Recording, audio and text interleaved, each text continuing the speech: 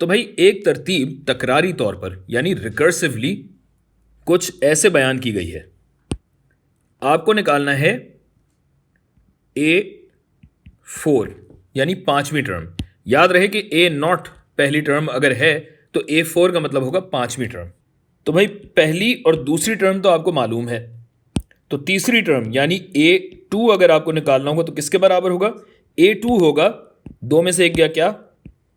A1 बचा, जरब दो में से दो निकालेंगे तो क्या बचेगा? A0 बचेगा यानी पहली टर्म। तो A1 है 3, A0 है 2, 3 दूनी 6। ये हो गया A2। इससे अगली टर्म पे यानी A3 पे जाए तो क्या हो जाएगा? A3 माइनस 1 2 और A3 माइनस 2 1, यानी ये होगा 6 जरब A1 जो कि है 3 और 6 तिये 18 होता है।